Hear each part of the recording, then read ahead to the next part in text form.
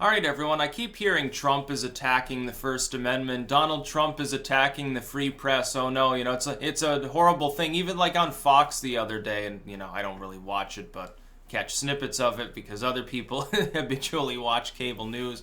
Unfortunately, had to sit through, I can't remember who it was on there and who fucking cares. Someone saying, well, it was okay to attack the press when he was a candidate. Now that he's President Trump, it's too weird and he shouldn't be doing that. It's like, okay.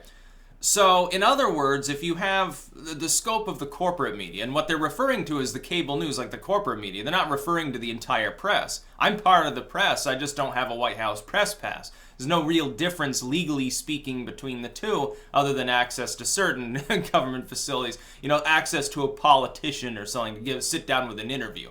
I couldn't waltz up to the White House and say, oh, I need to interview President Trump right now. Probably wouldn't happen. Lauren Southern, though, did a couple times. I think she still has a press pass, if I remember, which is pretty funny. But no, here's the truth of it. What they're talking about is the corporate media. 90% of their coverage of Trump has been nothing but viciousness. Now, some of that is deserved, like on the Syria strikes and stuff, when people are ruminating about the possibility of a war, speculating it might happen. That's perfectly fair reporting. But when they get into, let's psychoanalyze Trump 3 times this week about his hand size or about mommy issues, when they delve into the tabloid swill, which is a larger and larger proportion of what they're talking about, that's no different than like the Weekly World News. If Trump came out, let's say the Inquirer attacks a politician with some scandal-ridden story, and the politician comes out, denies it, and says, basically, shame on you for spreading lies. Nobody's going to say that they're attacking the First Amendment. They're attacking the free press. Well, what's the difference between the Inquirer as a company that does investigative journalism and CNN? The budget is the difference. That's why they have a problem. No, their problem with it is this. The problem of the press and Trump dynamic is really twofold. The first problem is that they're addicted to his tabloid heroin. Donald Trump is the figure of tabloidism. That is, he knows how to get good press, and he doesn't care if it's bad press because he's going to spin it around and make it good. He just wants attention 24/7. He wants to be the only thing the news talks about. He doesn't care if they're saying kind or unkind things about him because he knows he can drown out the Democrats. When's the last time you had any major story about them that wasn't some sort of scandal that had to be reported on? Some minor victory by some Democratic politician. Oh, that's not newsworthy. We're going to talk about Trump maybe having dementia. Oh, Nancy Pelosi saved an orphan from a fire? Nah, who cares? Donald Trump just said fuck on Twitter. And the other part is that he's draining them of credible stories. Normally, a president, CNN would report them, they'd go in for an interview, they'd release a statement, something like that. Trump, his White House doesn't really do that.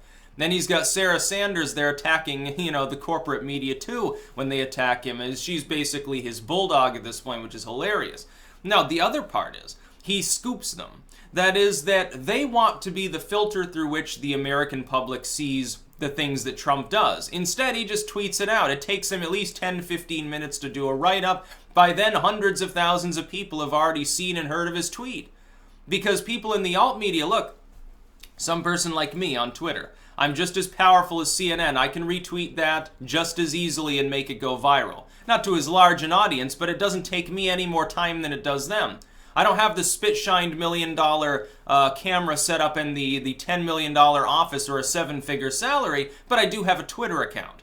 I do have I'm on Minds, I'm on BitChute, I'm on Gab, I'm a YouTuber with almost 250,000 people following me. So I can do the same thing that they're doing so long as Trump mainly is putting stuff out on like Twitter. So long as he's putting stuff out online on his own without the filter of the MSM, they can get scooped by all sorts of people. Lionel could be the first person to do a credible write-up about some Trump tweet, and 1 million people all of a sudden view it. It's possible for him to do. It's possible, but Blonde can do that, and Matt and Blonde can immediately start a live stream. So war begins, they can start streaming within 5 minutes, I'm sure. That's the power of the alt media. And the alt media, Trump's not attacking us. No, I wish he would defend us from the defamation of the corporate media a little bit more. I wish the Trump admin would come out and say, hey, they need to lay off all the cool kids that are actually doing real reporting. Now, they need to stop defaming people and hiding behind their journalistic integrity and some bullshit like that. Like when BuzzFeed cites Rational Wiki. Yes, really, really proper sourcing. It's hard-hitting investigative journalism. By the way, I'm using this today to drink my coffee. It's all the other cups were dirty, so yeah, you get lazy sometimes. Yeah, you definitely need to clank your spoons a little bit each day. Yeah, here's one for Papa Helado. Okay, but yeah, the MSM, they're really the ones attacking the First Amendment because they're claiming that Trump, well, they make the same claim about the alt media when they tar and feather us, when they call us extreme. They say, well, it's like when Right Wing Watch comes out and they label like me an extremist or something, and then my fans dogpile, you know, their page on Twitter. Oh, we're being bullied by extremists. We're being bullied by harassing evildoers. Oh no, it's like so terrible. No, it's called if you attack other people, you can expect them to fight back. And if they have a fan base, all that much better. Yeah, you're gonna get dogpiled. So you poke the bear, you attack someone with 5-10 times as many fans as you have, that just has a smaller budget, and you expect that the fact that you're credible and journalistic and mainstream protects you. CNN has not wrapped its head around this content either. They can't wrap their heads around the concept that people online are part of the media now too. They're part of the media, literally. They engage in the creation of media, of physical media and then digital media, mainly now. Not so much paperbacks. I bought this printing press here, and I will go forth now to print. No, Review Bra might buy a manual printing press at some point. He probably will, or an old typewriter. I'm sure he's probably already got one. Most of us, though, we whip out the laptop. Some people use their smartphones. Of course, I do not own one and never will. I think it's moronic. But the mainstream media, they're the ones attacking. Trump still does have, I reserve the right to think that maybe politicians should have a little bit less with regards to certain constitutional rights. Like the right to privacy sort of goes out the window when you may be involved in a scandal, embezzling money, fraud, something like that, and it affects people that are paying you and they're doing so involuntarily like a mob racket. Yeah, I think you should have less right to privacy if you're in office than a general citizen should have. It should be easier to spy on the government than to spy on a private citizen. That's, what I would say. As far as the First Amendment goes, though, he still does have the right to speak and defend himself. He has the right to put things out on Twitter. He has free expression. The press, the corporate press doesn't have any right to tell him that he can't. You're the ones endangering the First Amendment. You set a dangerous precedent in the minds of a lot of people when you declare that you are the only arbiters of truth, you are the only ones legally entitled to speak, nobody should be able to defend themselves against some yellow journalistic hit piece. But the alt media has already been fighting back and we're winning.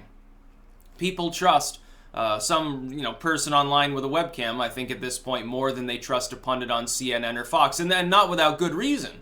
They're the ones that encourage war and stupidity, and they do the partisan thing where a politician from one party or the other does something wrong, they won't even call him out. Like, it works both ways. Come on, when did Fox call out Farenthold? When did Breitbart say, oh, the GOP needs to get rid of him, at least for strategic and pragmatic purposes? I think he's gone now, but I mean, you drag your heels for months. Corporate media on the so-called right never called it out. I did. A lot of people on YouTube did. They didn't. Fox doesn't care if Farenthold is like using taxpayer money to pay off some sex abuse scandal claim, basically public dole money. You do realize politicians are on the public dole. They're basically on handouts for the public from the taxpayers. I think that should be the first entitlement program we get rid of, by the way, is salaries for anyone in Congress who's obstructing. Why don't we get rid of their free health care and their subsidized food and living and everything else? Their taxpayer-funded, basically, blank checks. We should take those away. They should be living on poverty-level income so that they know what it's like to actually be public servants for a while. Make it 1 week out of the year they don't get to use any of their other expenses. They have to live in a tent on the lawn in front of the White House. They have to live in a tent city. All the senators and congressmen, without their cocaine. They're going to go into delirium tremens at that point. They'll be like, oh, someone smuggle us in some malt liquor. We're going to need it tonight. It's going to get, below 70 degrees. I know how tender those swamp-dwelling people tend to be, as far as temperature goes, anyway.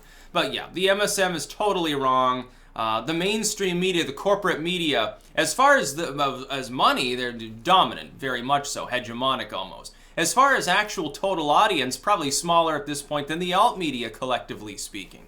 And they're not honest. They just sit down with politicians and embezzle money and fund political campaigns too. You know, when the parent company of a major so-called U.S. media firm is number one multinational, it's not even based in the U.S., and number two has other companies that donate directly to U.S. political campaigns and overseas campaigns, don't you think that's a conflict? I think that it is. I think that it's a little bit odd that these people get to hide behind their press passes and claim to be the arbiters of truth when mostly what they do is lie. Then what was it, what's his name there? That Bloomberg, I think it was. You know, the gun control advocate, as in literally disarmament advocate. His candidate of choice couldn't even win here in Vermont, the most blue state of all, even though Phil Scott basically passed the same bullshit. The reason why I wouldn't be voting for him again. But Bloomberg, he comes in and says, well, you know, people are accepting lies and this is dangerous and blah, blah. Yeah, Bloomberg, yeah, like you don't lie at all. Another billion-dollar career politician. An actual career politician. Trump's only been in a political office once in his life. It happens to be the presidency for the last year and a half. All of a sudden he's the great Satan at large. But somebody else who spends years and years cheating and backstabbing and lying and being slimy and doing the backroom deal thing like all New York politicians tend to do. No, totally fine individual. He's the gold standard. I saw an article yesterday, I think it was Politico. John McCain is like the greatest politician of our time. And I sat there, I couldn't even stand it. I was like chuckling. I was biting my lip to try from guffawing and shattering the windows with the pure loudness of peals of sardonic laughter. John McCain? Oh, you mean that dude that you used to call the devil incarnate a few years ago when he was trying to stand in the way of a handful of things that Obama wanted to do? Oh, John McCain, the racist, the sexist, he stands for an evil party. He's going to start World War III, which he probably would have because it would have gotten him off. Yeah. Greatest politician of our times. Why? Because he says, oh, fuck. You know, Trump won. I didn't get to win. Wah, wah, I'm bitter. They're still trying to shield him, like people call him out as the asshole that he is. Like, shame on you, he's a war veteran. Who cares if he fought in a fucking war? Yeah, and he didn't fight very much. Most of the time he was just in a hotel or a cell, depending on who you ask. And then depending on who you ask, he's either heroic for being tortured and not saying anything, like, you know, some great thing, like other people did that too, or conversely, he did speak to his captors and give them info, and so they sort of supplied him with women and rum or something, I don't know. Who cares? He should have learned from his experience being tortured regardless, and not want to send other people off to war, and the MSN loves him.